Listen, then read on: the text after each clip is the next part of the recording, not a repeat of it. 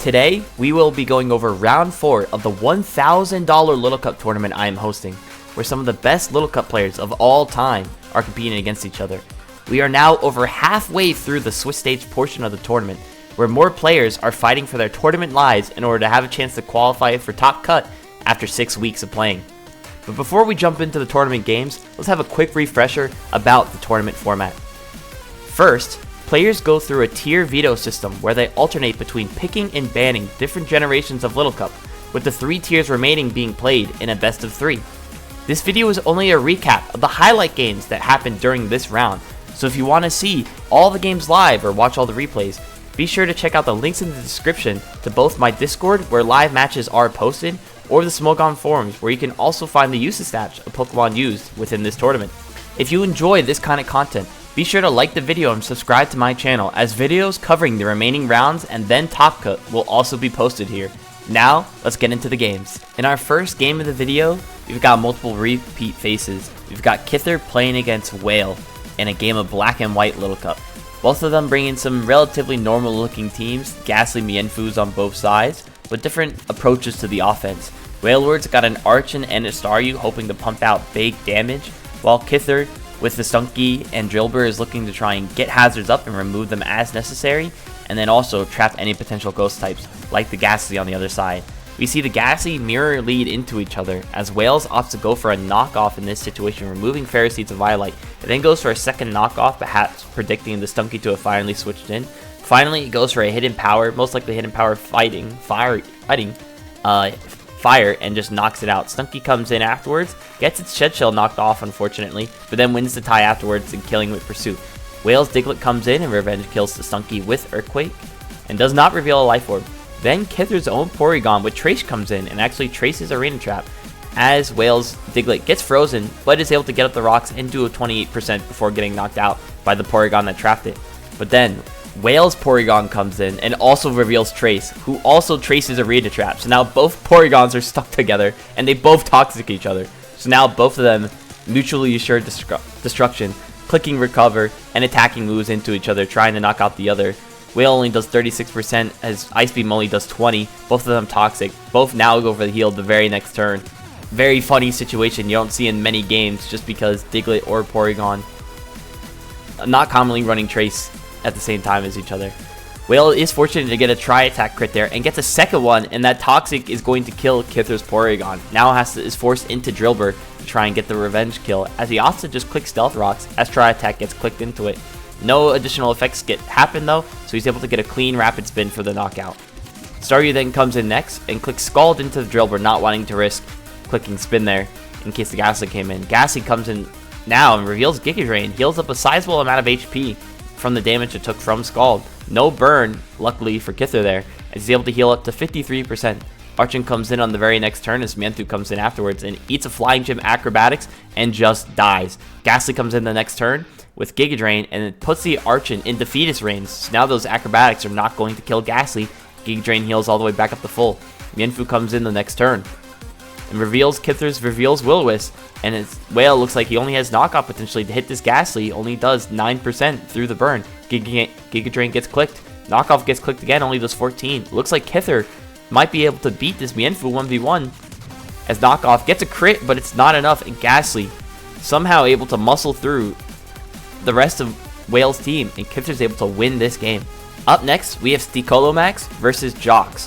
While Steako is bringing a more standard looking team with your normal looking offensive and defensive cores, Jocks is bringing some heavy offense stuff. With Shelder, Zigzagoon aiming to click their setup moves to go win the game, Minot to help potentially trap things, Ghastly potentially to spread around a Wisp, and Volibee either to help support when knockoff or be a setup sweeper of its own with Nasty Plot.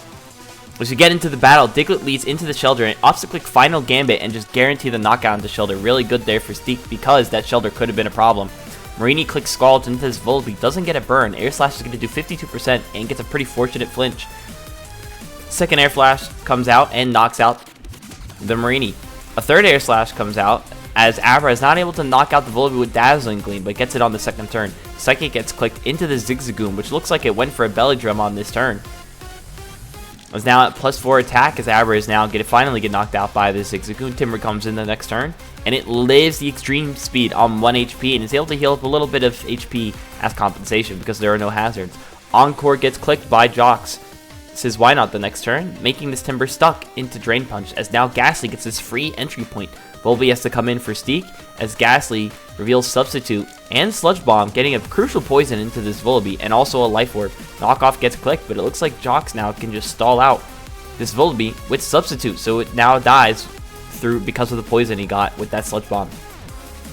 He's going to click another knockoff into a Substitute there, and it looks like, yeah, Sludge Bomb's going to knock out this Volby now. Let's see what Steak has to go into here with his 2 Mons left. Opposite click Sucker Punch, doesn't want to mess around. It gets to 50 right, and it reveals Encore Why Not, but actually, it's a fast Why Not that it's able to even outspeed this Poniard in the first place. So now Poniard is stuck losing all this Sucker Punch PP, as this Why Not is also only clicking Encore. There we goes again, another Encore into this thing, and now this Why Not has stalled this Poniard out of Sucker Punches with Encore, but now it's struggling and reveals itself to actually be Choice Scarf after Steak gets these rocks up for fun.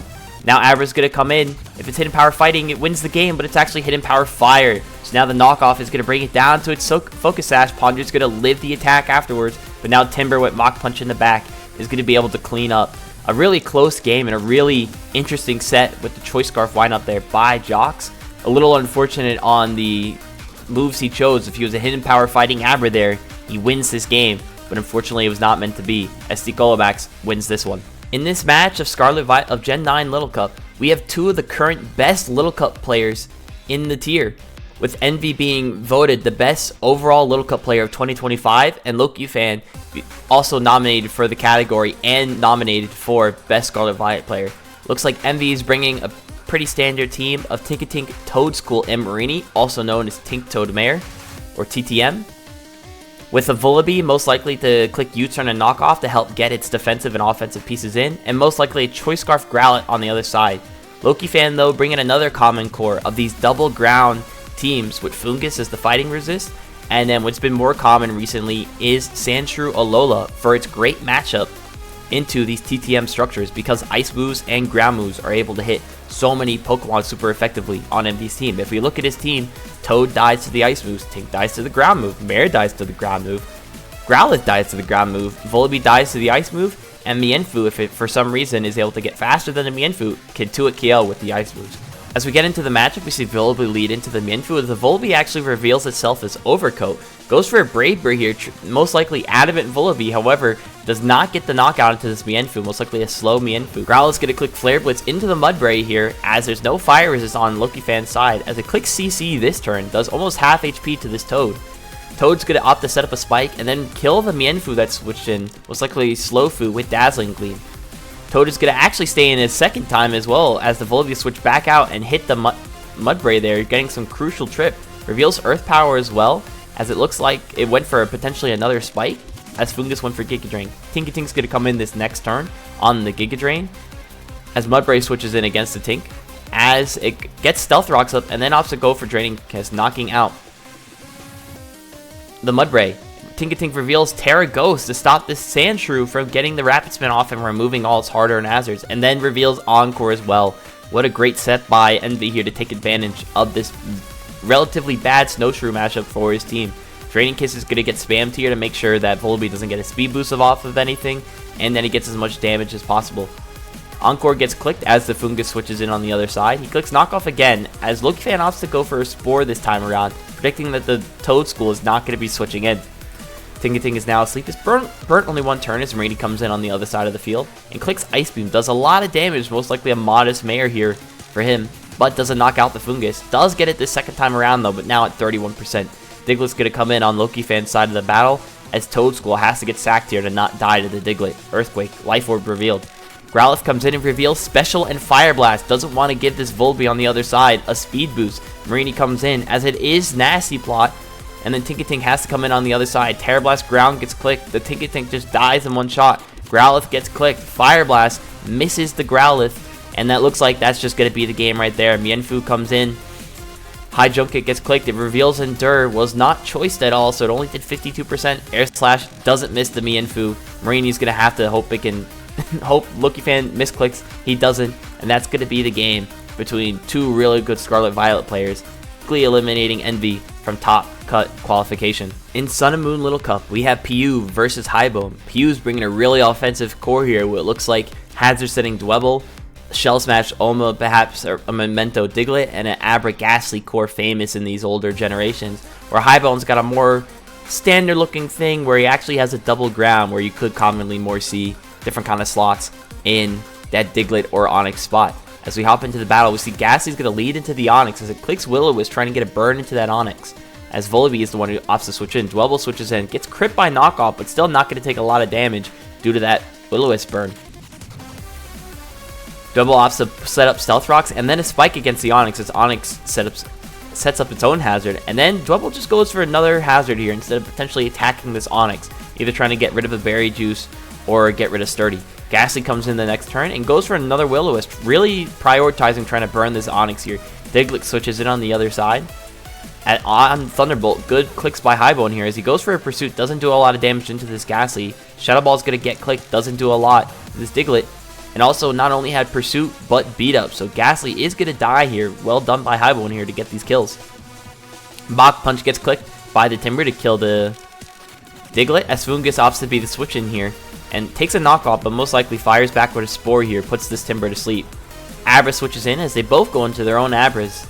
And both click Dazzling Gleam, both did 57. Looks like it might come down to a tie here if they go for it, but Piu opts to switch into his Omanite here, not wanting to risk his own Abra for the tie. Omanite clicks Hydro Pump here, great predict as he kills the Onix there.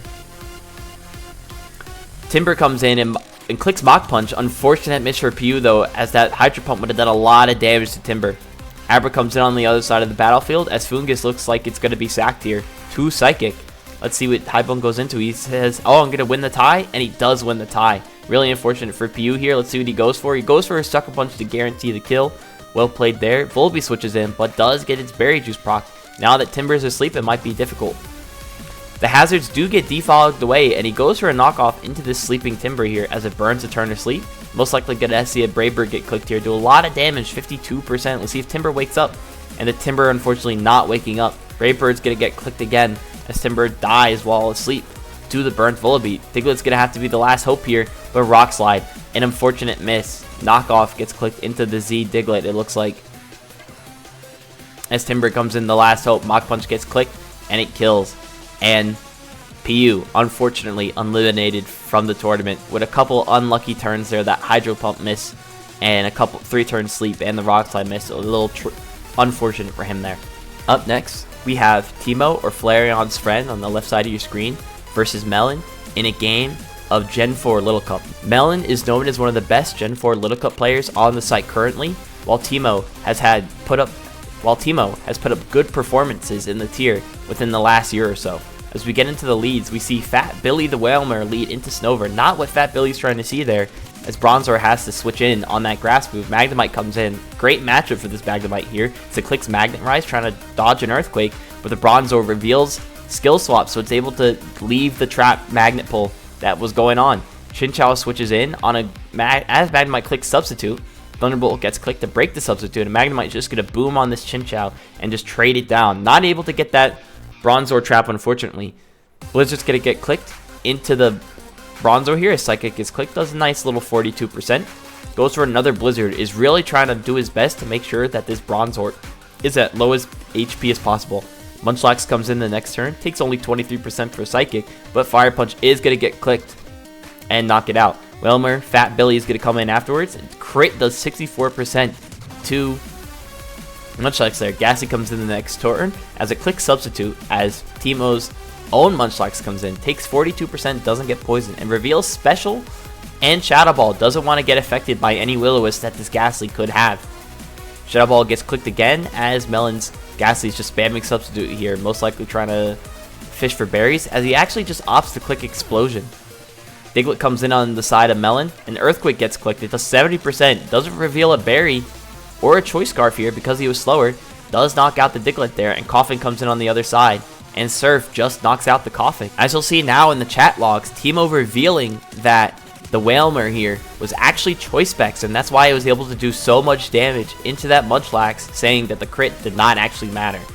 If anyways though, Teemo played this matchup really well with just well brought Pokemon. The skill swap Bronzor really landing its best possible matchup, avoiding the trap from Magnemite. And now Melon also unfortunately eliminated from the tournament, having no more chance to qualify for Top Cut. In the final game we're covering in this video, it's yet again another tournament elimination match, where we have Elfuzon playing against Bleely. We'll start with Bleely's team first, because it's a lot simpler to look at and then understand what's going on. He's got a nice little double dark core of Volby and Stunky, just trying to spam those knockoffs into Pokemon like Elfuzon's Sandshrew, Kanto, we'll come back to that guy in a bit, Mudbray to set up hazards, Elekid just to be a fast Pokemon, spam Volt Switch and Thunderbolts and Psychics into the team, and Coughing as the Mienfoo switch in. Now that we look at Elfuz though, there's a whole lot of weirdos on his side of the field. He's got Squirtle, who like could be Rapid Spin or he could be Shell Smash. We've got a Sandshrew Kanto, who could be Rapid Spin, who could be Swords Dance. We've got a Tentacool, not Toadstool, Tentacool, who could Rapid Spin, who could be Swords Dance. And at least there's a Teddiursa, who we know is Swords Dance, and is going to have a Toxic Orb and try and spam those facades into Bleely's team. Now that we get into the battle, we see Mienfoo click Swords Dance here. Is this just a Swords Dance spam team? I don't even know, as Mienfoo does lose its item to the Volby knockoff, and it also reveals Substitute. Knockoff's going to do 52% to Bleely's Coughing here, as he has to click Thunderbolt to try and break it. High Jump Kick comes out the next turn, kills the Coughing, and now in a really good spot with this Mienfoo. Oh, too bad, it's now just dead the next turn, as his Elekid reveals that it's Life Orb, and Terra Blast, Grass, Sandshrew Kanto, just dead in one shot. Tentacool reveals that it's special with Ice Beam. U-Turn gets clicked into the Tentacool, but it opts to stay in and does click a knockoff into the Stunky, which could be a big problem for Elfuz's team now that his Sandshrew is dead. Surf does 65% though, it did a lot of damage. Let's see if the Volby comes in now to handle this. Gunk Shot gets clicked, only does 43%. Weak Armor is obviously going to proc, as it gets a nasty plot. Double special attack boost. Hits Air Slash as well, going to go for a Roost here, as Volby probably goes for Brave Bird. It does, only did 56%. He might actually go for another Brave Bird to try and get more recoil, or a Roost for another more recoil damage. He doesn't though, and the Brave Bird doesn't actually knock itself off the recoil. Squirtle comes in the very next turn, as it does reveal itself as Shell Smash, so a really offensive team here by Elfu. Reveals itself as the special Shell Smasher, gets Ice Beam clicked into it, reveals Terra Steel, misses Hydro Pump though, as HJK is clicked into the Squirtle. Teddiursa comes in as the final Pokemon, as it goes for as Mienfoo click knockoff. Really smart click there by him to stop the Toxic Orb from proccing and not giving this Teddiursa a speed boost. So really unfortunate for Elfu there, basically losing the game to that Hydro Pump miss, and unfortunately is eliminated from the tournament. And that's it for the round 4 highlights. You can now see the round 4 results on your screen now. A lot of good players unfortunately eliminated from this tournament. That's just the nature of it with how many good players are in this tournament at all. Thank you so much for making it to the end of this video. If you enjoyed this video and want to see similar content to it, make sure to like this video and subscribe to the channel, as we will be going all the way to Top Cut. Peace.